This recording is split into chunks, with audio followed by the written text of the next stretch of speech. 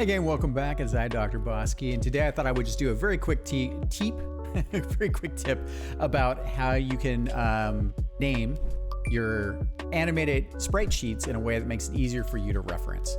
So real quick, what we have here, right, is I have in my particle system, this is more for 2D and not 3D, but in my particle systems or enemies, I have essentially, like for instance, an example, I have an explosion, which is called the Circle Nebula, and here I've named it with underscore at the very end. That is 8x7, which is columns and rows. So in this case, I could spawn more particles, but I really like the way this particular explosion looked, and so I'm using larger sprite sheets. So yeah, it's super simple.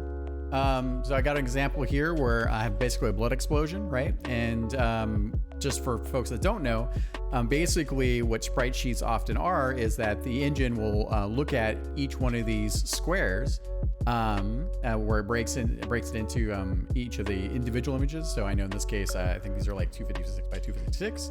And then as it draws each one of these and it goes through the order this way, it then is going to play each one of these images, and we have control.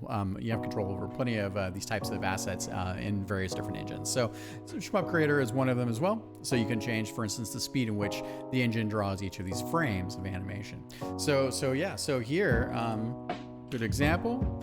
I think I've already done this, but yeah, so I mean, essentially, all I'm doing is I'm counting the amount of columns. So 1, 2, 3, 4, 5, 6, 7, 8, and the amount of rows. So 1, 2, 3, 4. And then I name it at the end 8x4, because when I bring this over to the engine or I bring a new asset in, when I assign the texture, one of the things that we have to dial into the engine, because it's a code, you don't define it in code, and it's a codeless energy engine.